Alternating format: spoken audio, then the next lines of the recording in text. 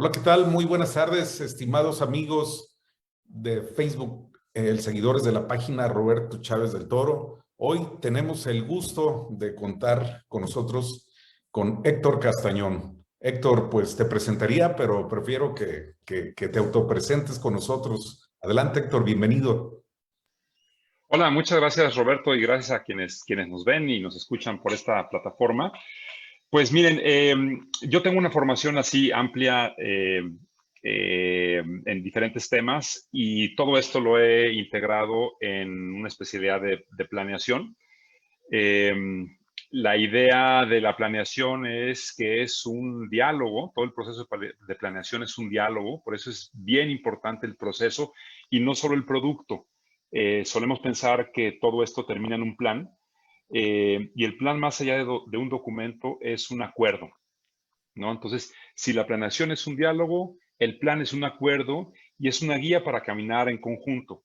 Esa es mi especialidad y esa especialidad obliga a reconocer que existen distintas realidades, distintas especialidades, distintas experiencias de vida, puntos de vista que tienen que ser considerados en un ejercicio en donde justamente se construye un acuerdo democrático, plural, porque esto es lo que permite sumar fuerzas.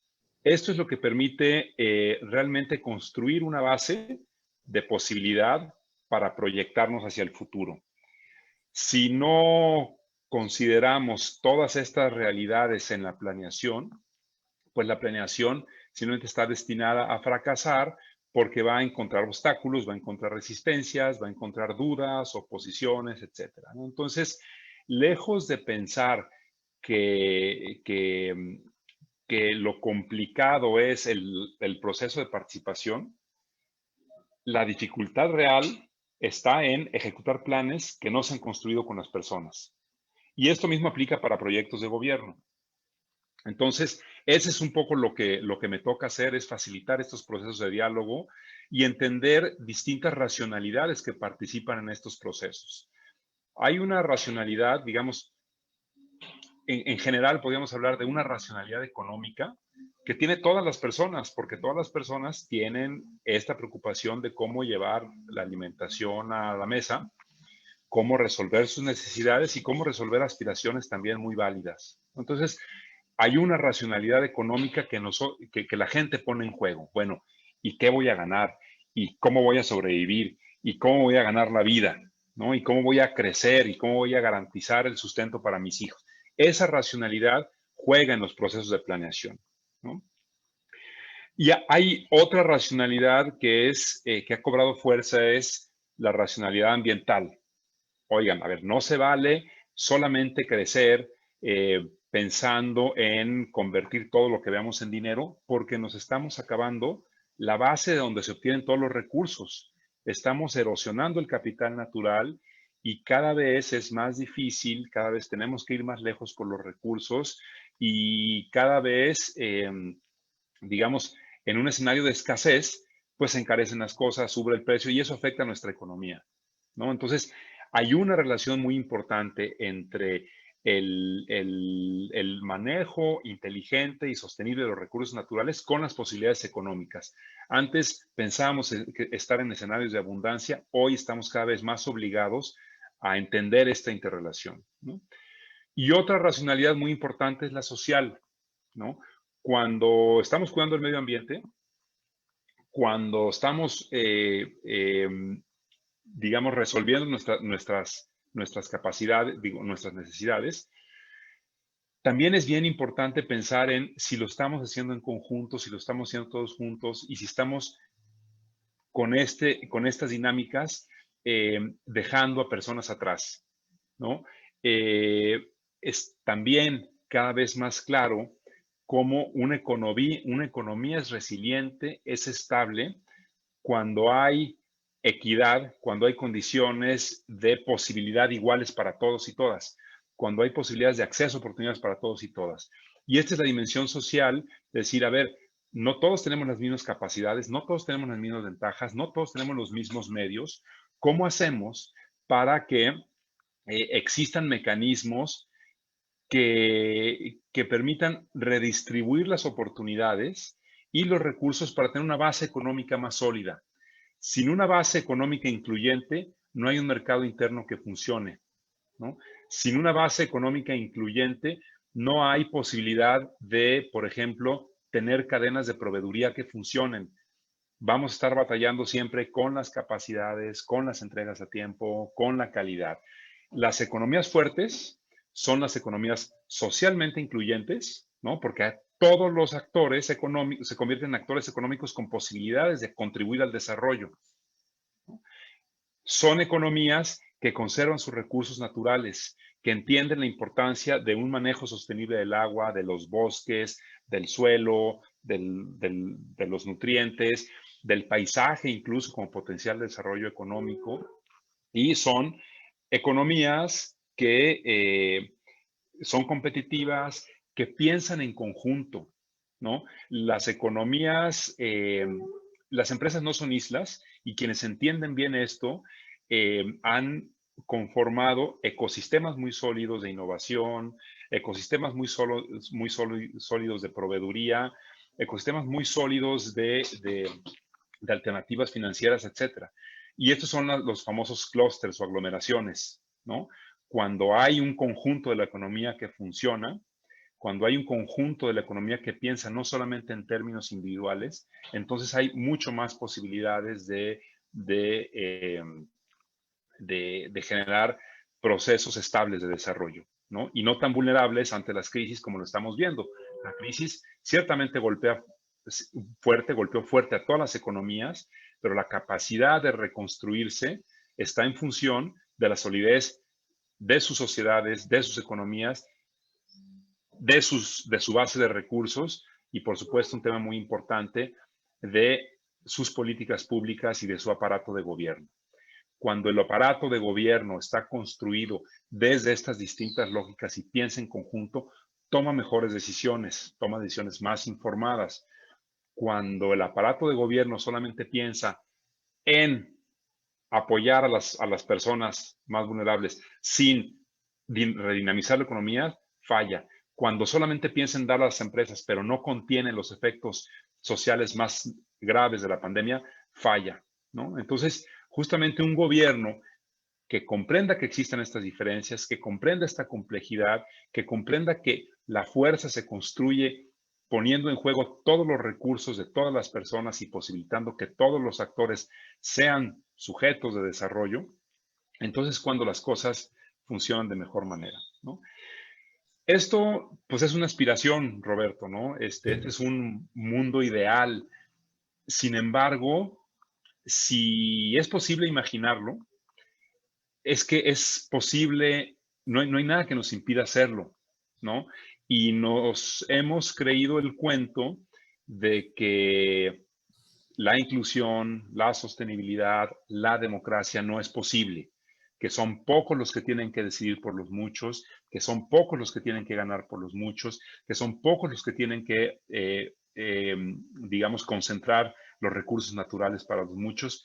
Y eso nos ha dado sociedades muy desiguales, ¿no?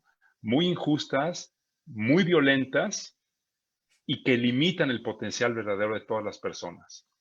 Entonces, un esfuerzo que estamos tratando de hacer ahora desde futuro, con esta lógica que les cuento, de entender las realidades y sumar, ¿no? Es justamente proponer gobiernos que sumen, que consideren todas estas racionalidades, que consideren todas estas perspectivas y más allá de dividir a la sociedad, la integren y encuentren vías para construir en conjunto. Hoy vivimos un escenario de polarización muy grave, Sí. ¿no? Un escenario de polarización ideológica entre quienes defienden lo que tienen y entre quienes pelean lo que no tienen, ¿no? Y de esta tensión es bien difícil escapar. Y ahí es precisamente donde entran los gobiernos, ¿no? Donde entran los gobiernos a cumplir el propósito para el que fueron creados, ¿no? Es velar por el interés público. Y el interés público es algo que nos conviene a todas y todos, ¿no? El interés público, por ejemplo, de la seguridad, nos afecta a todas y todos. El interés público de la salud ambiental nos afecta a todos y todos, a todas y todos. El interés público de una economía fuerte cuando es desigual, cuando es precaria, cuando tiene una base muy frágil, nos termina afectando a todas y todos. Entonces, gobiernos centrados en el interés público quiere decir gobiernos que piensan en el conjunto y que suman desde el conjunto las alternativas para construir una realidad distinta, que nos permita vivir más en paz, que nos permita convivir mejor y que nos permita, digamos, pensar en que las siguientes generaciones también van a tener calidad de vida, ¿no? Y eso es mucho lo que hemos platicado con Roberto, ¿no? Y es un poco también la explicación de por qué nace este proyecto de futuro, ¿no? Porque las alternativas que hoy encontramos nos parten, nos dividen, nos polarizan, ¿no? Y eso es lo que no nos gusta de los partidos, ¿no? Ciertamente entramos a ese juego. Si hay esas reglas de juego, hoy están, hoy están así, pues entramos a ese juego, pero no para seguir jugando ese juego, sino para cambiar el juego, ¿no? Y ese es el esfuerzo que está haciendo esta fuerza política que se ha intentado cooptar por diferentes lugares, pues, ¿no? Los de Morena dicen, véngase para acá, los de MC dicen, yo te doy la chamba. Pero no es eso. Se trata de un paradigma distinto, de un modelo distinto, de una forma distinta de entender la política, que sí, que nos invita a creer, ¿no? Que nos invita a construir con esperanza, pero no está escrito en ningún lugar que lo que imaginamos no sea posible. Son cosas muy a la mano y tienen que ver con un espíritu, tienen que ver con un deseo, tienen que ver con recuperar esa capacidad de que nos interese el otro y la otra y Claro. de reconocer que en cada persona hay posibilidades, hay capacidades y hay sensatez, pues, para construir en conjunto. Todos queremos vivir en paz, todos queremos un medio ambiente sano, todos queremos una economía fuerte, todos queremos un mundo justo. ¿Por qué no es posible construirlo si todos lo queremos? Ese es un poco el planteamiento de futuro, ¿no? Por ahí va más o menos esta idea inicial y esta larga presentación, Roberto. Omití decir, pues, que yo tengo formación de licenciatura en Administración de Negocios, muy inclinado al tema de agronegocios. En ese me desempeño, de eso vivo, del desarrollo agropecuario. Posteriormente hice una especialidad en medio ambiente y desarrollo sostenible y finalmente un doctorado en antropología. Antropología justamente para entendernos mejor entre personas, cuáles son nuestros valores, nuestras creencias, nuestros hábitos y cómo transformarlos. La maestría que hice es en planeación y gestión del desarrollo y ahí es donde profesionalmente trato de incorporar todo esto.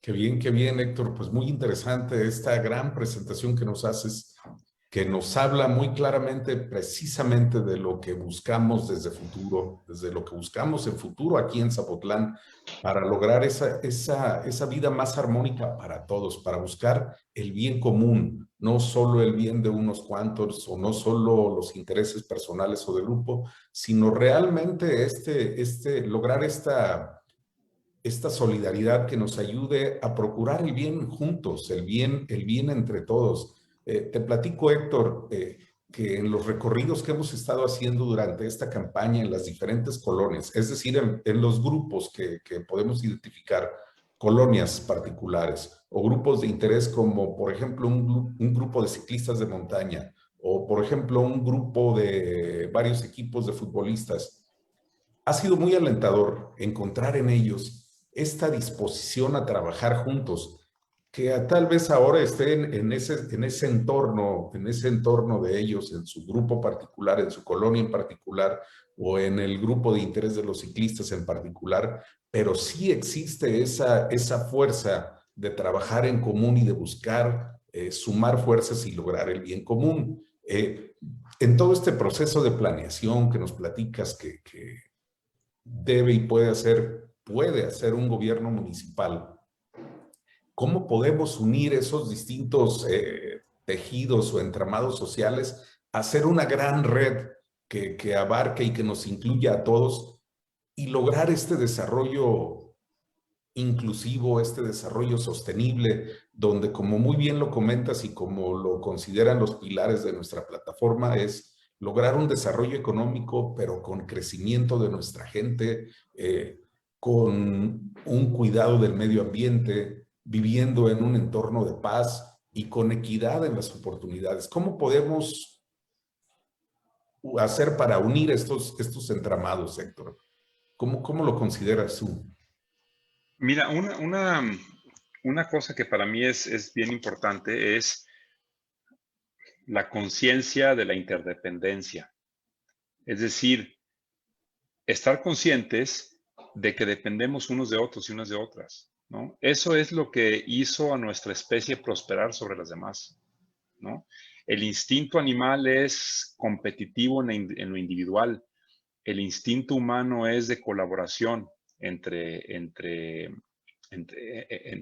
los individuos de la misma especie, pues, ¿no? O sea, hay mucha información y mucha investigación respecto a esa condición, no de competencia, sino de colaboración entre los seres humanos. Y así evolucionamos durante miles y miles de años, conscientes de que dependíamos unos de otros. Es cierto que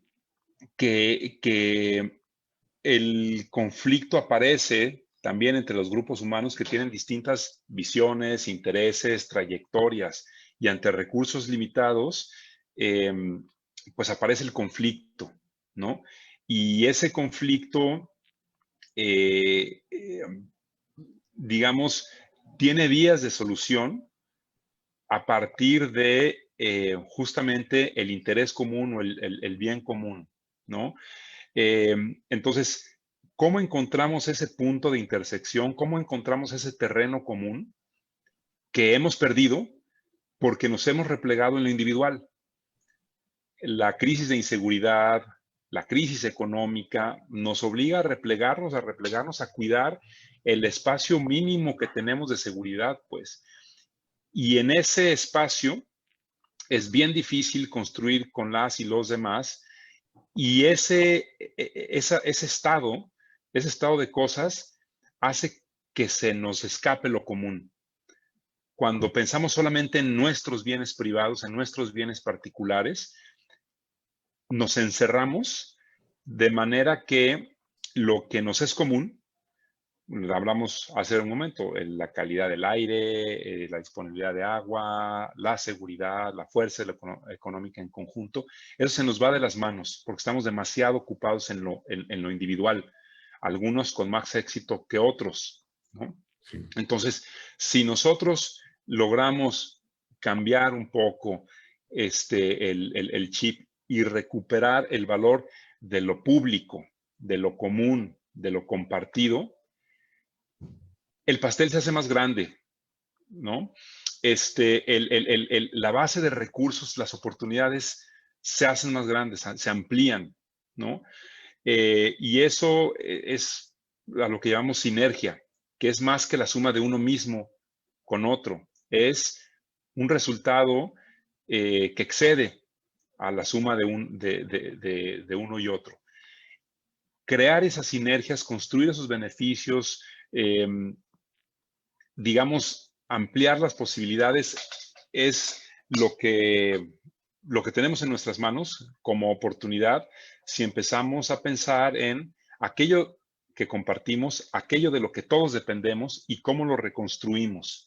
El esfuerzo individual va a seguir siendo una parte importante, ¿no? El esfuerzo individual es eso, pero ¿cómo haces un esfuerzo individual cuando el terreno está tan inestable, ¿no? Cuando el futuro es tan incierto, cuando la conflictividad está al tope, cuando aumenta la violencia con la que nos relacionamos, no solamente afuera, sino al interior de las casas, por esa tensión, por ese estrés de la erosión de lo público, de la erosión de lo común y lo cada vez más escaso que se han hecho estos bienes públicos. Entonces, respondiendo un poco a tu pregunta, yo creo que es eso. Hay posiciones antagónicas que pueden superarse a partir de la comprensión y el diálogo. No hay otra fórmula, pues, ¿no? Y facilitar y motivar ese diálogo. ver la manera en que dependemos y ver las distintas posiciones y las justificaciones de cada persona, permite ir tejiendo. No es inmediato, pero al menos hay que hacer visibles esas conexiones que hemos perdido de vista, ¿no? Y esto, Roberto, también me da posibilidad de hablar sobre el papel que tiene Ciudad Guzmán en la región. Es un articulador de la región, ¿no? Sí, Es funcional a la región y los otros elementos de la región también son funcionales a Guzmán. Si nosotros tomamos ese ejemplo para entender esa interdependencia, ¿no? Entonces podemos construir más allá de nuestras propias fronteras, construir más allá de las fronteras individuales y construir más allá de las fronteras municipales, porque al final de cuentas es un mismo sistema, es un conjunto, ¿no? Y ese conjunto es pues justamente la forma de entender la política desde el futuro, ¿no? Yo creo que es ahí haciendo visible pues este espacio común y lo importante que es para todos lo compartido, que a final de cuentas el gobierno es un aparato que se inventó para gestionar lo común, ¿no? Todos le ponemos para que se administre lo común. Entonces, recuperemos eso, ocupemos esos espacios y hagamos valer ese propósito, ese esfuerzo con el que todos creamos el Estado. El Estado no llegó de ningún lado para impartirnos y a gobernar. Nosotros, las personas, acordamos en un acuerdo, creamos un acuerdo social para crear un Estado, para responder a las necesidades comunes. Eso es lo que queremos recuperar. No un Estado que se encierre en el ejercicio de poder, entendiendo que va a proveer y a resolver todo. No, no, no. Es un dispositivo, es un aparato que creamos que tiene que funcionar para todas y todas, ¿no? Porque todas y todos aportamos de alguna manera. O sea, todos claro, pagamos impuestos. Es un mito claro, que hay claro, unos no pagan impuestos. Pagamos claro. IVA, pagamos muchos servicios, en fin. Por ahí va más o menos la idea, Roberto. Claro, por supuesto. Y qué interesante para el auditorio esto que nos comentas, Héctor, porque hablabas de esta unión, del buscar cómo hacer crecer lo común, cómo si sumamos fuerzas, lograremos una suma que será superior, lograremos un resultado superior a la suma de las partes individuales. Y desafortunadamente, como somos conscientes y nos ha tocado ver aquí en Ciudad Guzmán, esto es aún peor cuando no solo los individuos somos quienes no estamos dispuestos a aportar, a ver lo que tenemos en común con los demás y a hacer esta inercia, sino que el mismo gobierno incluso parece que ha olvidado cuál es su función y en vez de buscar articular lo común, busca solo los resultados individuales, tanto personales para quienes ocupan puestos de gobierno o para su grupo, que siguen, aunque sean para un grupo determinado, un partido de cualquier color, pues siguen sin ser objetivos comunes. Y pues imagino en esta lógica que nos platica Héctor, pues el resultado es poco menos que catastrófico, ¿no? Porque todo el esfuerzo de lo que aportamos todo, los impuestos directos, indirectos, se van a esta barril sin fondo, a esta canasta sin dirección del buscar solo el bien personal o de grupo.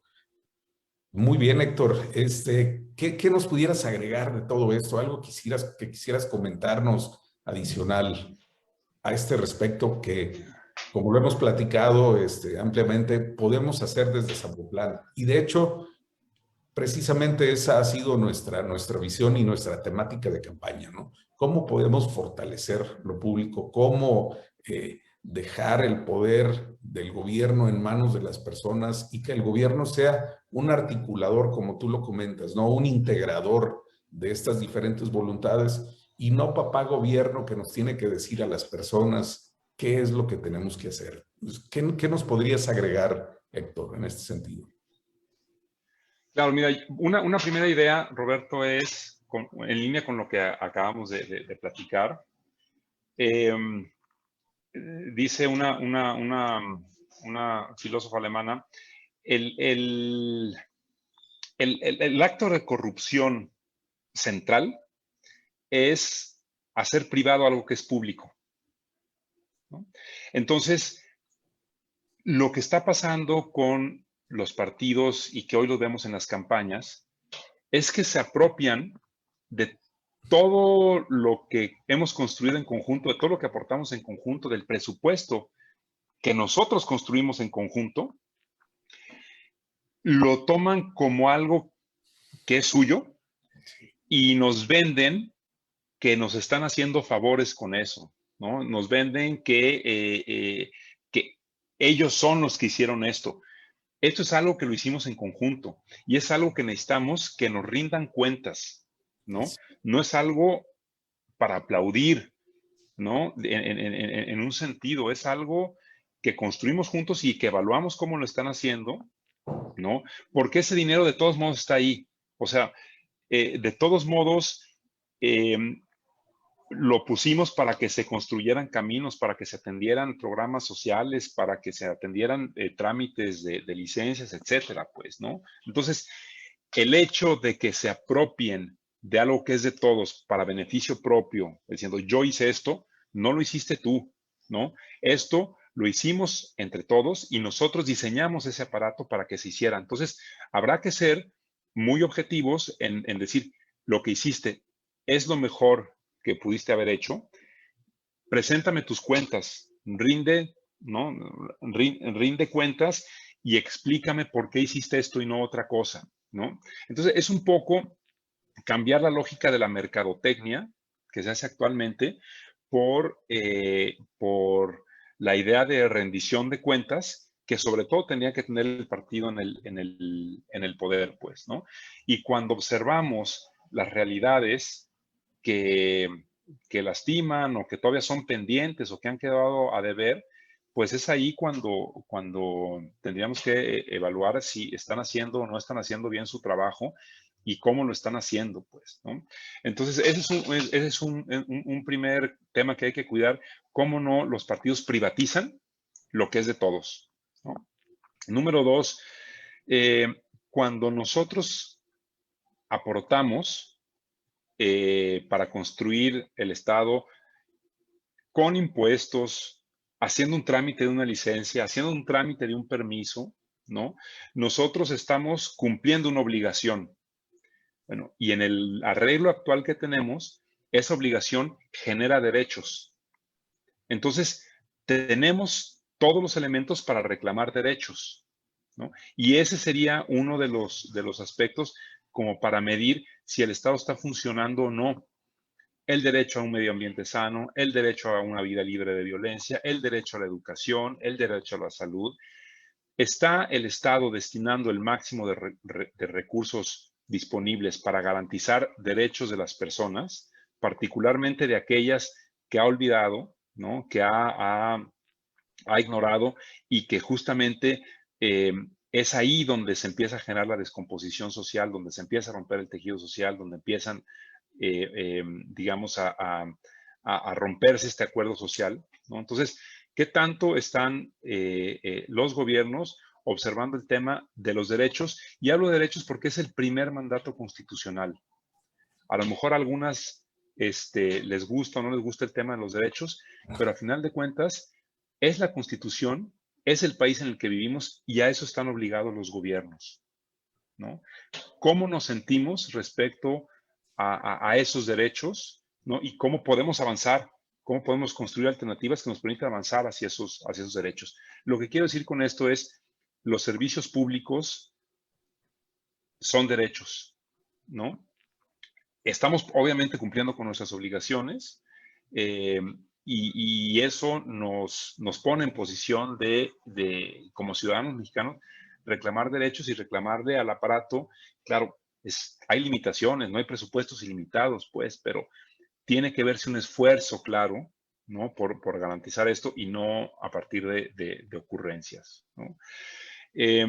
Entonces, para que un gobierno pueda garantizar los derechos, ya con esta idea cierro un poquito esta parte, es un reto enorme y si el gobierno no designa a las mejores personas, si el gobierno no toma decisiones basadas en evidencia, si el gobierno no hace lo más eficiente posible el aparato público, no va a poder enfrentar este reto enorme que tenemos de garantizar derechos. Por eso algo que tú promueves, Roberto, que es designaciones por capacidades y no por compadrazgos, ¿no? Ahí es el primer movimiento para transformar las cosas, ¿no? Que quienes tengan una responsabilidad pública, un encargo público, sean perfiles adecuados, capaces, con habilidades gerenciales, con sensibilidades, etcétera. Ese es un gran diferenciador, ¿no? La manera de presupuestar a partir de problemas, a partir de información, a partir de evidencias, es otro de los espacios donde podemos eliminar la discrecionalidad y podemos evitar que se haga privado a lo que es público, ¿no? La transparencia no solamente transparentar, mira, contraté a este y le pagué tanto, sino es por qué contrataste a este, cómo decidiste eso y cómo es que llegaron a ese precio y por qué le pagaste tanto. Eso nunca se hace. No basta transparentar el contrato. Basta, digo, es necesario empezar por cuáles fueron las bases de ese contrato, cómo se asignó ese contrato, por qué los montos y por qué esas personas, ¿no? Entonces, esa es la forma y esa es entiendo que es una apuesta fuerte de tu lado, es vigilemos que el uso de recursos de los que tenemos control sea el mejor posible, ¿no? Y el uso y esos recursos son nómina, son obra pública, son necesidades de inversión, son pagos de servicios, etcétera. Yo creo que ahí podemos hacer una gran diferencia. Y el último aspecto, Roberto, es cómo sabemos que estamos tomando las mejores decisiones. Pues construyamos con la gente que se ha dedicado a estudiar la mejor forma de hacer las cosas, estudiar los impactos de hacer una cosa u otra, a la gente que es experta no solo en el conocimiento académico, sino que es experta en vivir su territorio, vivir su comunidad. Pues no sé lo que digan los libros, pero aquí pasa esto, ¿no? Y entonces tomemos estas decisiones, porque por más que los libros nos digan una cosa, yo soy experto en vivir mi mundo. Claro. Yo sé lo que está pasando en mi sector económico. O sea, yo sé los problemas que tengo con proveeduría, con recursos, Entonces, todas y todos acumulamos conocimiento y saberes. Juntemos esos saberes, pongámonos en diálogo para tomar las mejores decisiones, para designar a los mejores perfiles y para tener el mejor gobierno que podamos, ¿no? Porque eso es lo que nos merecemos y para eso Claro. contribuimos y cumplimos nuestras obligaciones, ¿no? Creo que esa es nuevamente la apuesta de futuro, ¿no? Claro. No es una apuesta, o sea, no es una apuesta ideológica, es una apuesta basada en los derechos que es en la Constitución, es una apuesta basada en hacer lo más eficiente el servicio público y hacer lo más democráticas las tomas de decisiones, ¿no? Por ahí va más o menos la cuestión y la lucha en la que nos encontramos, Roberto. Claro, muchas gracias, Héctor. Fíjate que es muy interesante todo esto que comentas, estimados amigos que nos ven.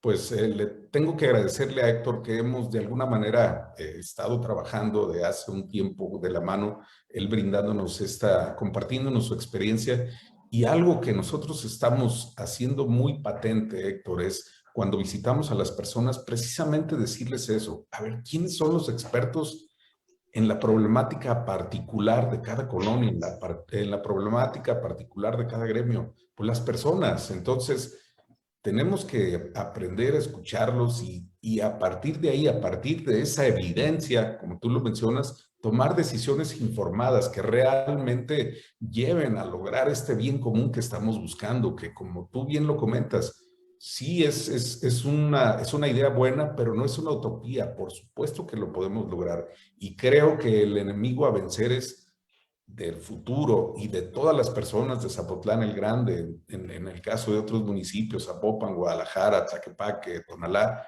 es quitar esa visión patrimonialista del Estado, esa visión patrimonialista del gobierno, en este caso municipal, donde al acceder a ese cargo se creen dueños y señores de vidas y destinos, ¿no? De vidas y haciendas, donde deciden por nosotros sin evidencias, sino en base a puntadas, a ideas o a intereses personales o de grupo, qué hacer con los recursos tan escasos y tan limitados. Y algo que a nosotros aquí en Ciudad Guzmán nos impacta mucho, Héctor, que tú mencionas, es ¿Cómo se hace privado lo público? Y por qué? No es por brindar un mejor servicio, como es nuestro derecho y como lo comentas que está impreso en la Carta Magna, sino por intereses personales o de grupo. Volvemos siempre a lo mismo, siempre volvemos al origen, ¿no? ¿Qué es lo que nos mueve a participar? ¿Qué es lo que nos mueve a buscar acceder a este espacio? ¿Es el bien propio o el bien común? Entonces, en ese espacio y en ese momento es en el que estamos, Héctor, y es lo que nosotros estamos proyectando hacia las personas de Guzmán, es la propuesta que les estamos llevando. Trabajemos juntos. Un gobierno solo no puede venir y resolvernos la vida a todos, pero juntos el gobierno puede funcionar como un catalizador que une estos tejidos y lograr juntos la fuerza, ¿no? ¿No, Héctor? Sí, desde luego, y realmente ese es uno de los grandes retos. Cómo recuperamos lo que es nuestro y nos pertenece a todos, cómo lo gestionamos, cómo decidimos sobre él y, y, y, y cómo rompemos esta inercia de delegar, porque vivimos hemos vivido una democracia delegatoria, ¿no? Que le delega a otro la responsabilidad, eh, que termina siendo muy cómoda para quien se lo delegan, porque al final de cuentas él pone las reglas del juego, Sí. ¿no? Y termina sin rendir cuentas. Pareciera que es un premio o un privilegio, ¿no? Que se le da como reconocimiento y que nos rendimos, renunciamos a nuestro poder para dárselo a esa persona que resuelve las cosas, y ese modelo sabemos que no ha funcionado, pues, Sí. ¿no? Entonces eh, como cualquier, digamos, responsabilidad que asignamos, es asignarse a una persona responsable, capaz, ¿no? Y asignarse de una manera en que vaya a responder el problema que le estamos encargando, ¿no? No es ponernos en la posición de patrones, ¿no? Porque tampoco como patrones uno sabe que la forma más efectiva no es decirle a su gente, pues yo para eso te pago, ¿no? O sea, sabemos que hay una corresponsabilidad, sabemos que somos un equipo, sabemos que el propósito es buscar el bien común. Entonces, en función de eso habría que entender los gobiernos, pues, ¿no? Porque si decimos todos son iguales, no sirven para nada, van a seguir llegando y llegando y llegando y los vamos a seguir dejando, dejando y dejando, ¿no? Para que no todos sean iguales, ¿no? Hay que evaluar muy bien por quién estamos votando, evaluar muy bien las capacidades y la forma en que enfrentan esa responsabilidad y la forma en que la entienden, ¿no? Si entienden el poder como un privilegio o si lo entienden como una responsabilidad, si entienden el poder como un espacio en donde ellos son proveedores y nosotros clientes, o si entienden el poder desde, eh, la posición de facilitar la suma de recursos, facilitar la conexión, facilitar la comunicación, facilitar la construcción colectiva. Entonces, es ahí en donde encontramos distintas formas de gobierno, desde una dictadura, ¿no? Hasta un gobierno democrático que toma su tiempo, que hay que construir consensos, pero es una forma mucho más sostenible de hacerlo. Todas las dictaduras se caen, ¿no? Sí. Y cuando construimos bases democráticas, ahí tenemos los países con mayor estabilidad, pues, ¿no? Sí. Y esa democracia viene de una legitimidad, ¿no? Y esa continuidad viene de una legitimidad de que la gente reconoce cuando hay esa capacidad, esa voluntad y esos resultados. De otra manera, lo que hemos vivido en México es estamos dando movimientos de un lado a otro, ¿no? Y no hemos podido construir como una base estable precisamente porque, pues primero voto por uno, pero luego voto por otro, y luego estamos pensando en individuos y no en un conjunto, ¿no? Entonces la apuesta es, vamos construyendo estas bases que nos permitan entender las decisiones, participar en las decisiones, vigilar las decisiones, y eso es lo que va a ir marcando el rumbo, ¿no? Un proyecto colectivo, no un proyecto de otros, construido por otros, que prometen que nos van a traer las soluciones. O las construimos en conjunto o no hay poder humano que pueda resolver todos los problemas que nosotros mismos estamos provocando al descuidar un poco lo público, lo que es de todos, los bienes públicos, los bienes comunes. Pues, ¿no? Por ahí sería como la forma en que lo veo, Roberto. Sí, Héctor. Héctor, pues te agradecemos mucho el que nos hayas acompañado y nos hayas aportado tanta información. Esta plática, esta charla contigo nos ayuda a refrendar nuestro compromiso de trabajar por el bien común. Ha sido nuestro compromiso, así lo hemos manifestado las personas que hemos visitado en sus espacios. Y me motiva y me compromete todo esto que tú nos compartes, porque así es como también nos lo ha hecho sentir las personas cuando platicamos con ellos. Y es lo que queremos construir, un mejor futuro buscando el bien común. Héctor, pues muchísimas gracias por compartirnos tantas cosas, por regalarnos parte de tu tiempo. ¿Algún mensaje final que nos quieras dirigir a las personas de acá de Ciudad Guzmán? No, pues mucho ánimo, Roberto, y mucho ánimo, Ciudad Guzmán. Es posible hacer las cosas mejor. Vamos dando ese siguiente paso. Abramos oportunidades para, creamos en nosotras y en nosotros y exploremos esas posibilidades de hacer las cosas distintas, de avanzar y no quedarnos en un mismo lugar.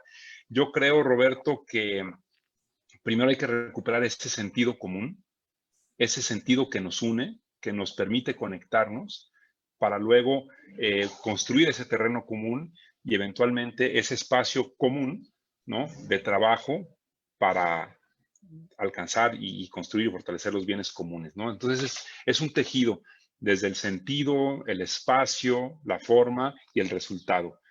Todo eso en común